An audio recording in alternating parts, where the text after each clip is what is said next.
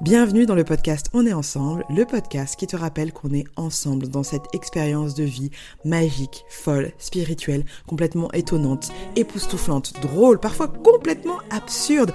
On est ensemble plus qu'on est séparés. Ce podcast a pour intention de te rappeler cette vérité.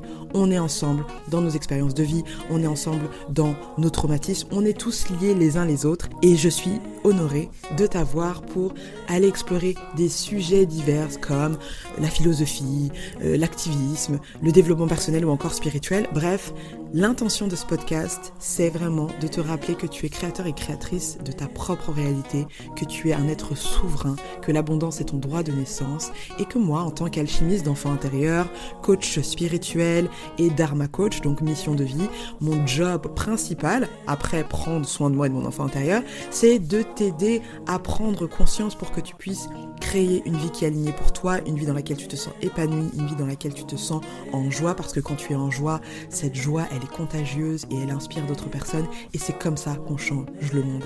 On est ensemble, c'est le podcast qui te rappelle que changer le monde, ça se fait ensemble. Merci infiniment d'oser exister tel que tu es, merci pour ton écoute et le travail et le chemin a déjà commencé et n'oublie pas, on est ensemble.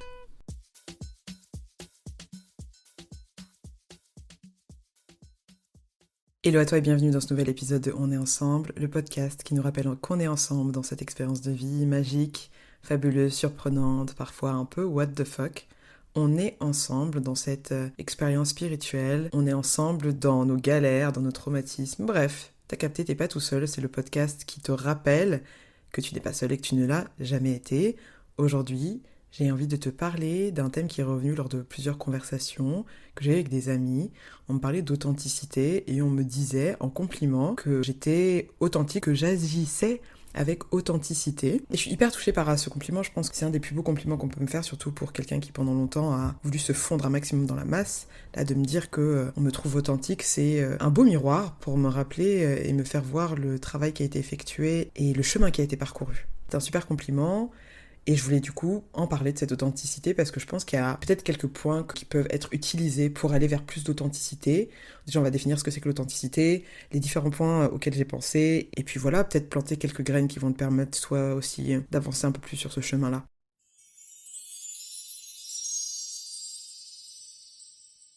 Pour moi, l'authenticité, c'est vraiment l'idée d'être true to myself, de ne pas me trahir, donc d'être vraiment aligné avec moi-même, de ne pas me trahir. Et c'est vrai que pendant longtemps, ça n'a pas été le cas. J'ai pas vécu en congruence. Tu vois, la congruence, c'est l'alignement entre la pensée, les sentiments et les comportements. Donc en fait, ce que l'on pense, ce que l'on ressent et ce que l'on fait, toutes ces choses-là sont en harmonie. Et pendant très longtemps, pas du tout de congruence parce que les 20-25 premières années de ma vie, comme je t'ai dit, la volonté c'était l'assimilation et surtout avec l'hypersensibilité, avec tu vois cette notion de multipotentiel ou cette énergie du caméléon, si ça résonne avec toi. Le caméléon, tu sais, Jarod dans la trilogie du samedi soir, c'est à la ref, c'est la personne qui, quel que soit l'environnement dans lequel elle se trouve, elle va réussir à se fondre dans la masse en changeant en fait sa peau.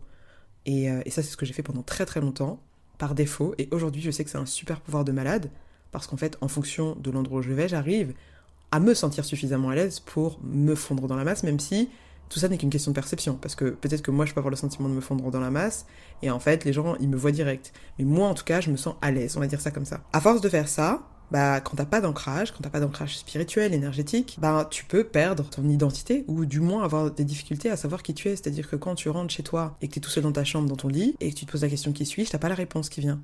Tu vois. Et aujourd'hui, de manière très claire, je sais qui je suis, en tout cas à cet instant précis, avec le niveau de conscience que j'ai. Et pour moi, donc du coup, l'authenticité, c'est ça. C'est être vraiment aligné avec moi-même, être en congruence, ne pas me trahir. C'est honorer la voix de mon intuition, de mon higher self, ou de la version de moi qui est supérieure, on va dire ça comme ça. C'est l'acceptation de qui je suis. Et c'est le travail ou la volonté ou l'engagement plutôt de chaque jour choisir de m'aimer de manière inconditionnelle. Et c'est un choix, c'est pas un fait. C'est pas genre je me dis ok je m'aime de manière inconditionnelle et toute ma vie c'est bon. Non, c'est chaque jour, à chaque moment, à chaque déception, à chaque choix où j'ai l'impression qu'il y a deux options qui s'offrent à moi, peut-être une option qui va me maintenir dans ce que j'ai toujours eu l'habitude de faire mais qui va pas forcément me faire évoluer vers le chemin que je dis vouloir prendre, et une autre option qui est inconfortable, qui me demande de faire un pas de côté, qui semble minime mais qui est parfois remplie de résistance, eh bien, à ce niveau-là, quel que soit le choix que je fais, de me donner de l'amour. Donc parfois, je vais avoir le pouvoir, la puissance, l'énergie de faire le pas de côté, et parfois, je vais me dire, tu sais quoi, laisse-moi regarder un autre épisode de How to Get Away with Murder, même s'il est 23h30, et qu'il y a de la lumière bleue qui va m'empêcher de dormir. Et donc, même dans ce moment-là, même si j'ai pas fait le choix de la sagesse, de ce que je pense qui devrait être fait, c'est quand même de me dire, ok, bah t'as choisi ça, alors on va quand même t'aimer, je vais pas te juger, je vais pas te blâmer, je vais pas te mettre de la culpabilité par rapport à ce choix-là, tu vas juste le vivre totalement, être dans ton instant présent. Parce qu'a priori, c'est ce que tu as choisi aujourd'hui, c'est ce dont tu as besoin, et demain on fera un choix différent. Et donc cet amour inconditionnel, il est particulièrement dans les moments où je suis pas dans la posture que j'aimerais présenter au monde pour dire « Oh, regardez comment je suis droite et comment je suis une fille qui fait les choses tout bien ». Non, c'est particulièrement dans les moments où je suis à côté de cette femme-là, de quand même aimer cette version de moi, et donc d'être dans une acceptation pour me libérer de la culpabilité. Pour moi, l'authenticité, c'est aussi de plus en plus ma capacité à honorer les élans de la vie, les élans de la création, les élans de mon intuition. Donc du coup, quand je suis dans mon authenticité, plutôt que toujours être en train de second guess, donc de toujours être en train de douter ou de me dire attends je pense ça mais est-ce que je devrais penser ça, attends j'ai envie de manger ça mais est-ce que je dois manger ça, attends mais il me plaît mais est-ce qu'il me plaît vraiment, est-ce qu'il me plaît pas, enfin tu vois toutes ces questions en fait qui viennent court-circuiter une énergie, l'intuition qui vient. Moi je pense il y a un épisode sur le thème de l'intuition, je crois à un moment donné où je te parle des différents types de clair. On a la clairvoyance, la clairaudience, la clairsentience, la clairconnaissance et donc du coup, d'honorer cette intuition, donc finalement ce savoir qui a sa propre intelligence, qui n'est pas un savoir ou une intelligence rationnelle, qui vient pas du néocortex, mais qui vient vraiment de quelque chose de plus primitif. Généralement, c'est la voix que tu n'as pas écoutée quand tu as foncé dans le red flags, tu vois ou pas ? C'est la voix qui te disait « Attention, cette meuf, elle est pas bonne pour toi », mais t'es quand même parti, parce que ton rationnel, il a dit « Ouais, mais bon, tranquille ». Et en fait, t'avais capté les red flags de manière très intuitive, mais tu n'as pas honoré cette voix-là. Et c'est ok de pas l'honorer, c'est pas grave. C'est juste que si tu as envie de la renforcer, l'idée c'est de l'honorer le plus souvent possible, même si ce qu'elle t'envoie comme message peut te paraître complètement, justement, irrationnel. De mon côté, mon authenticité, je pense qu'elle vient de ma capacité de plus en plus à honorer cette voix de l'intuition, à ne pas l'invalider, à ne pas la critiquer, et à me dire allez c'est parti, on y va en fait. Parce que ce qui est souvent avec moi au quotidien, c'est la notion de la mort. À savoir que, en fait, demain, je suis pas certaine d'être là, tu vois. Et avant, ça me faisait bader, aujourd'hui, ça me rappelle juste le côté précieux de la vie et à quel point chaque moment est une opportunité pour moi de vivre de manière authentique et de vivre en étant alignée. Je pense aussi à mes futurs enfants très souvent où je me dis, j'ai envie d'être une maman dont les enfants diront, ouais, bon, maman, elle était un peu borderline sur des trucs, tu vois. Mais il y a un truc qu'on peut pas lui enlever, c'est son authenticité. Elle faisait vraiment les choses qui étaient alignées avec elle, ses valeurs, ses pensées. Et donc, je pense que c'est ça, voilà, honorer l'élan de l'intuition, honorer l'élan de l'appel, tu vois, de l'appel qui vient à l'intérieur de toi et qu'il n'y a personne d'autre qui peut l'entendre que toi. C'est aussi parfois assumer le fait que quand tu demandes de l'aide ou des avis, c'est juste parce que tu n'oses pas honorer cet appel, parce qu'au fond de toi, tu sais exactement ce qu'il faut faire. C'est de capter qu'il n'y a pas de bonne ou de mauvaise réponse, ou de bon ou de mauvais chemin, il y a juste une décision que tu oses faire et prendre, et que plus tu vas du coup honorer l'intuition qui est un peu primitive, qui vient par une image, par un son, juste un sentiment de savoir exactement ce que tu veux faire, et plus cette intuition, elle va t'emmener à des endroits magiques, parce que la voix va être de plus en plus forte. Là où au début ça commençait par un petit murmure, au fur et à mesure ça va devenir une voix très claire, ou une image très claire en fonction de la manière dont ça se manifeste chez toi. Et donc il n'y aura plus de doute, tu seras plus perdu, tu seras plus dans ce sentiment parfois de pas être ancré. Parce que même si tu as le sentiment d'être perdu parfois, il suffit de te reconnecter à la puissance de l'instant présent et te reconnecter à cette voix pour retrouver ton chemin. Donc pour moi, l'authenticité, c'est ça. Dans tout le contenu que je fais, que ce soit les podcasts, que ce soit les événements que je crée, mon intention, c'est vraiment d'honorer ça et de me dire, écoute, on s'en fout de ce que les gens y pensent. Oui, peut-être que ça va pas plaire. Oui, peut-être que les gens ils vont juger. Oui, peut-être qu'on va penser que je suis perché. Mais en fait, je le suis. Donc c'est ok, tu vois. Je suis en congruence. Donc dans cette authenticité, il y a cette notion d'accepter d'être différent et de sortir du lot. Donc de sortir de la conformité en fait. Et la conformité, elle se fait par rapport à qui ? Elle se fait par rapport à une norme. Mais la question que j'aimerais te poser, c'est cette norme. Qui la définit ? Qui fait cette norme ? À qui est-ce qu'elle sert vraiment ? Parce que parfois les règles qu'on suit, sans même s'en rendre compte, sans jamais les avoir remises en question, parce que c'est comme ça qu'on fait dans la religion, c'est comme ça qu'on fait dans la famille, c'est comme ça qu'on fait dans la communauté. Mais en fait, personne n'a remis en question et personne n'est en mesure de savoir pourquoi on le fait, mais on le fait quand même parce que il faut être loyal à la tradition. La tradition, c'est généralement des personnes qui ne sont plus présentes. Donc on est loyal aux morts plutôt qu'au bien-être des vivants. Alors je dis pas que toutes les traditions sont bonnes à jeter, pas du tout, mais c'est juste parfois d'oser se poser la question, parce que très souvent quand on ose se poser la question aussi, la réponse c'est genre non mais oui, en fait cette norme, cette tradition, elle me va. Mais c'est au moins de s'autoriser à poser la question pour consulter notre corps, notre esprit, notre cœur, notre utérus, enfin tu vois, chacune des parties de notre corps pour savoir si ça résonne, si c'est aligné. Et parfois la réponse est oui, parfois la réponse est non. Et parfois la réponse elle est oui pendant un temps et puis non à un moment donné. C'est ça, honorer en fait son authenticité. C'est être à l'écoute des réponses et vivre en fonction de ça.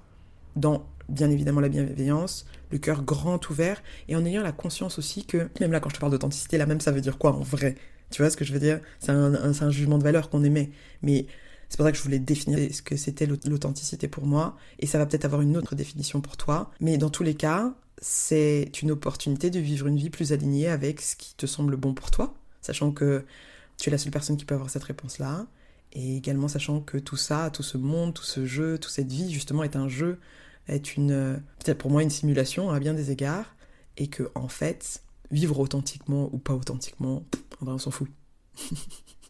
Mais maintenant que tu tombes sur ce podcast-là, et que peut-être tu te dis « Ah, j'ai peut-être pendant des années pas vécu de manière authentique. Et si je testais l'authenticité pour voir ce que ça veut dire, ce que ça veut dire pour moi dans ma vie, et pour me permettre de rencontrer cette personne-là ?» Parce qu'à mon avis, déjà, en ne vivant pas en authenticité, tu es déjà assez, tu es exactement là où tu devrais être, ton existence, elle est valide, elle est valable. Mais imagine, en étant dans ton authenticité, ce que tu vas pouvoir faire pour le monde, ce que tu vas pouvoir incarner pour le monde, c'est magique. Donc pour moi, l'authenticité, elle passe par l'ouverture du cœur, pour soi et pour les autres, et clairement dans cet amour inconditionnel, à savoir aimer toutes les facettes de soi, ouvrir son cœur, ça a été un travail que je continue de faire d'ailleurs en solo, et puis également avec d'autres thérapeutes, parce qu'il y a parfois, tu sais, comme des barbelés autour du cœur, parce qu'il y a tellement de choses qui t'ont blessé, qui t'ont traumatisé, que tu dis « Ouh là là là là, je vais clairement pas ouvrir mon cœur, parce que je vais encore me faire bolos ».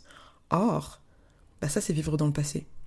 Or, parfois, il y a un décalage entre, justement, tout le travail que tu as fait de manière mentale ou rationnelle pour comprendre les traumatismes qui s'est passé, etc., et le cœur qui reste encore meurtri et qui est encore dans cette peur d'ouverture. Or, le cœur est l'un des organes les plus puissants de notre corps, son champ magnétique est immense. Donc, quand on a le cœur ouvert, on rayonne, on vibre, on est solaire, on vibre cette authenticité-là qui va venir toucher les champs magnétiques des autres personnes, et donc, pour ceux et celles qui le souhaitent, se connecter aussi à cette vibration-là. Pour moi, vraiment, j'ai l'impression que en honorant mon authenticité, c'est aussi un service que je rends au monde, dans le sens où, non pas parce que je pense que tout le monde devrait faire comme moi, dans la manière dont je vois l'authenticité, mais c'est juste que peut-être que ça peut permettre à des personnes de se dire « Putain, mais en fait, elle fait ça live, elle est là, elle se pose pas de questions.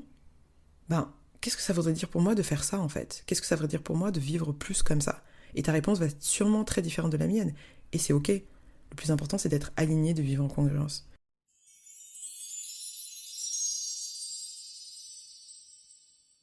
Donc j'ai identifié 4 étapes pour moi qui me semblent importantes pour pouvoir justement aller dans cette authenticité et continuer de la nourrir, parce qu'encore une fois, c'est pas une destination, c'est un chemin, c'est un engagement, c'est un mariage que tu fais chaque jour avec toi-même, quand tu te réveilles chaque matin en disant « Ok, aujourd'hui, je vais être authentique le plus possible. » Et pas, il y a des moments où tu vas y arriver, il y a des moments où tu vas pas y arriver. Il y a des moments, l'authenticité n'est pas le combat. Parfois, tu veux juste ta paix, et donc tu fais les trucs pour avoir ta paix, et ça fonctionne aussi. La première chose, comme dans toutes les démarches que j'entreprends sur le thème de l'enfant intérieur, dans mon podcast Vibe avec ton enfant intérieur, si tu n'écoutes pas encore, je t'invite à aller l'écouter. Il y a toute une partie, avant de parler d'authenticité, qui passe par l'idée de s'apaiser et de se sécuriser, à savoir créer un sentiment de sécurité à l'intérieur de toi, en régulant ton système nerveux et en étant en mesure de comprendre tes émotions, de comprendre quels sont les traumatismes qui ont écrit ton histoire, toutes ces choses qui font qu'aujourd'hui peut-être que tu vis encore dans l'anxiété. Et c'est ok, la première chose à faire c'est de s'en rendre compte, la deuxième chose c'est de comprendre comment ça fonctionne, la troisième chose c'est de comprendre qu'il y a la possibilité de vivre autrement qu'en étant anxieux tout le temps, et j'en suis la preuve vivante. Je me réveillais avec des boules d'anxiété pendant des années, et là aujourd'hui je me réveille et je me dis « Oh, je suis trop heureuse d'être en vie, c'est trop génial, regarde les oiseaux, ils chantent », tu vois ce que je veux dire? Donc je suis vraiment passée d'un extrême hyper désagréable à quelque chose de beaucoup plus agréable quand je me réveille, et qui du coup rythme ma journée, et qui je pense aussi se transmet dans tout ce que je crée avec la joie, avec le cœur grand ouvert. Donc il y a un travail d'apaisement, de régulation du système nerveux, comprendre comment ça fonctionne. Réguler son système nerveux, ça veut pas dire être tout le temps genre dans le repos et dans la digestion du système parasympathique. Ça veut dire avoir un système nerveux qui est, on va dire, élastique, qui est plastique, on va dire, qui va te permettre de faire face aux différentes situations que tu vas rencontrer dans la vie. Donc l'apaisement et la sécurité intérieure. Le deuxième point pour moi, c'est se connaître. Se reconnaître même. Savoir qui tu es, quelles sont tes valeurs, tes aspirations, tes rêves. En fait, t'es qui? Tu vois, si tu te définis par quoi? Par ton taf, par les gens que tu fréquentes, par ton statut, par le fait que t'es une maman, que t'es un papa. Qui es-tu? Quelle que soit la réponse de la manière dont tu te définis, c'est ok en fait, tant que c'est aligné avec toi-même, tant que quand tu parles en étant dans l'ancrage et dans ta propre vérité. C'est hyper important de savoir qui tu es et de savoir également que ce savoir-là peut changer, va évoluer, qu'au fur et à mesure du temps, tu vas réaliser qu'en fait, hier, tu savais pas qui t'étais, et qu'aujourd'hui, tu sais plus qu'hier qui tu étais, et ainsi de suite, tu vois. Parce que c'est une fractale, ça va avoir une forme dans une forme, dans une forme, dans une forme, dans une forme, et donc ça veut dire qu'on est tout le temps en train d'apprendre, en tout cas moi, personnellement, je suis tout le temps en train d'apprendre qui je suis, les choses qui sont importantes pour moi, les choses qui sont essentielles, les choses qui me font du bien, et ça varie en plus en fonction des saisons, en fonction de mon cycle, en fonction de tellement de choses. Donc vraiment être là et se connaître, et parfois ça peut mettre un petit peu de temps et c'est ok, tu as toute ta vie. La troisième partie, c'est s'accepter. S'accepter vraiment avec tout ça. Avec parfois nos névroses, toutes nos peurs, nos insécurités, nos addictions. C'est s'accepter avec notre jalousie, avec notre parfois tendance à nous poster en victime. C'est s'accepter dans chacun des recoins de notre être. De comprendre que même avec tout ça, ton existence, mon existence, elle est précieuse, elle est exactement parfaite. Et la perfection, telle que je l'envisage, au niveau divin, c'est pas la perfection humaine de genre, tu sais, l'illusion que tu essayes d'atteindre mais que tu n'arriveras jamais à atteindre et donc du coup qui te maintient tout le temps dans la culpabilité, la peur, la honte. C'est une perfection divine, à savoir, ton existence, elle est parfaite. Je sais pas comment expliquer ça autrement. Bon, j'espère que ça résonne, hein. Donc s'accepter. S'accepter. Accepter notre vie pour accepter également... Tu vois, je pense que dans le truc de s'accepter, il y a aussi cette notion de non-résistance. Donc cette notion de, en fait, parfois il y a des choses qui ne vont pas dans le sens dans lequel j'aimerais, et en fait je réalise que j'en ai aucune idée de ce qu'il faudrait pour moi, et donc du coup, si je sens qu'il y a un truc qui se passe pas comme je voudrais, l'idée pour moi c'est d'accepter. Et rien que de me dire ça, ça me fait sourire parce que là j'ai 2-3 situations en tête et je me dis, tu vois meuf, détends-toi, respire, pose-toi, médite, les choses arrivent en temps voulu, l'univers, Dieu, les ancêtres, ils ont capté, ils ont reçu ta commande, détends-toi du string. Je porte pas string, mais détends-toi du string. Donc du coup, la non-résistance et l'acceptation du flow, d'être vraiment comme l'eau pour pouvoir naviguer les différentes parties de nous et les accepter. Et les accepter pour donner aussi l'inspiration à d'autres personnes d'en faire de même. Et enfin, le quatrième point, je dirais, c'est oser agir. Oser agir, donc je te parlais de la congruence tout à l'heure, tu sais, entre l'alignement, pensée, sentiment, comportement. Et l'oser agir, c'est pas dans une démarche de productivité ou de faire à tout prix, c'est vraiment oser, encore une fois, honorer l'élan de la créativité, oser honorer l'élan de la vie, oser honorer l'élan de la création, passer à l'action, parce que dans la partie de la manifestation, c'est pas juste tu visualises et tu dis « Ah mon Dieu, je veux ça ». À un moment donné, il faut passer à l'action. Et ce passage à l'action, qu'est-ce qu'il te permet de faire ? Il te permet de créer des nouvelles opportunités ou des nouveaux espaces où l'énergie de l'univers, l'énergie de la création va pouvoir circuler. En gros, c'est comme si tu crées des nouvelles portes, des nouvelles routes en passant à l'action, surtout sur des choses où c'est un peu hors de ta zone de confort. Ces derniers temps, j'ai vachement fait ça et je peux dire que ça change carrément ma perception de moi-même. Ça change également la manière dont je me vois et ça change l'amour. Pas si ça change l'amour, mais en tout cas, tu vois, de plus en plus, je respecte la femme que je suis. Parce que je me dis, tu vois, là, je regarde mon plan sur mai, juin, juillet sur mon mur, et en fait toutes les choses que j'ai notées, je les ai faites. Est-ce que je les ai faites exactement comme je voulais les faire? Pas forcément. Est-ce que je les ai faites exactement au moment où je devais les faire? Pas forcément, en tout cas pour le mois de mai. Mais en fait, je les ai quand même faites. Et ça, pour moi, c'est honorer l'élan. C'est honorer l'élan et ne pas s'évaluer au niveau du résultat obtenu, mais sur le fait d'avoir honoré cet élan et d'être passé à l'action. Pour moi, c'est ça l'authenticité. C'est de me dire, hey, j'ai une idée de faire une bulle créative, vas-y, je lance le truc, bim, bam, boum.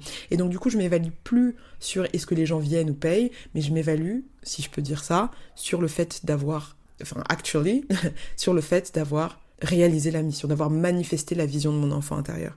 Et ça, c'est vraiment game changer pour moi.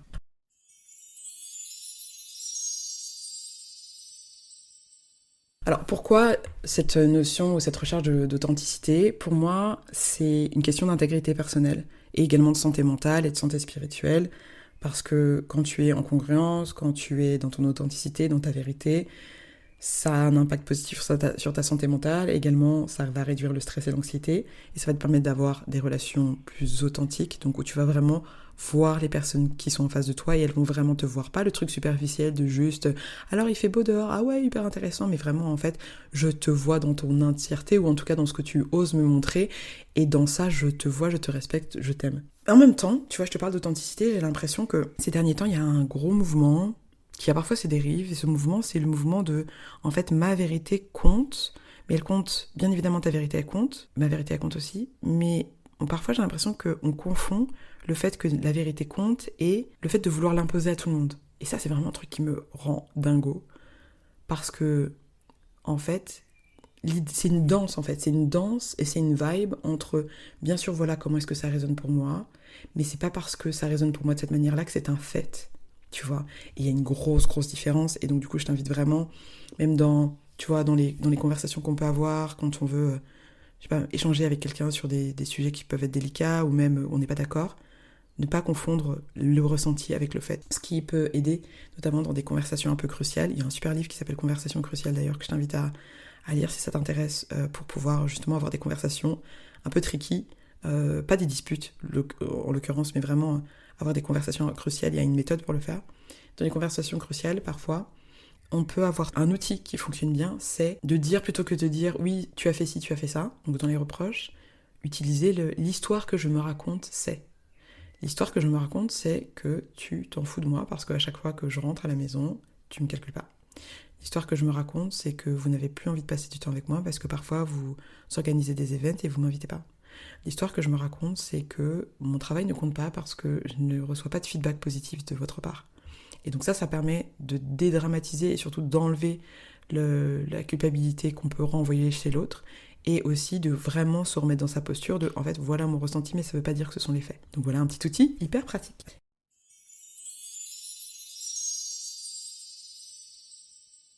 Et enfin, pour finir ce podcast, je te laisse avec des pratiques qui peuvent te permettre d'être plus dans ton authenticité, de comprendre ce que ça veut dire pour toi. La première chose, c'est la pleine conscience. La pleine conscience, elle revient tout le temps. Comment est-ce que tu fais pour être dans l'instant présent? C'est une hygiène spirituelle, c'est une hygiène énergétique. C'est là, au moment où tu entends les mots. Est-ce que tu es en train de les écouter vraiment ou est-ce que tu es en train de penser à autre chose? Est-ce que tu entends ton cœur qui bat? Est-ce que tu sens ta posture? Est-ce que tu es ancré? Tu vois, c'est vraiment, en fait, être dans l'instant présent pour pouvoir profiter du cadeau de l'abondance que cet instant présent représente et ne pas aller le chercher ni dans le passé, ni dans le futur. D'autres pratiques comme tenir un journal, comme exprimer ses émotions avec la roue des émotions notamment, ou définir ses boundaries, donc ses limites très claires, ça fait également partie de l'authenticité. Parfois il y a des choses, ça te casse les bonbons d'y aller ou de le faire, ne les fais pas. Après, ça va dépendre de quel est ton objectif. Parfois, tu as besoin d'avoir la paix, donc tu vas faire des trucs qui te saoulent, et c'est ok. Mais parfois, c'est vraiment à l'encontre de tes valeurs ou de tes besoins. Et donc là, c'est l'intention, c'est d'être en mesure de savoir dire oui ou non, et de savoir surtout dire non pour que le oui, quand tu vas le dire, il soit vraiment là et présent. Donc voilà un petit peu ce que je voulais te partager sur le thème de l'authenticité. J'espère que ça résonne avec toi. N'hésite pas à me le dire en commentaire, en partageant l'épisode autour de toi, tu connais. Et je mettrai également sur le site un exercice sur des valeurs. Comme tu dois le savoir, j'accompagne sur des bilans de compétences, Vibe avec ton bilan de compétences, que j'ai créé il y a de ça, 2 ans maintenant, my god. Il y a plus d'une dizaine de personnes qui sont passées par ce bilan de compétences.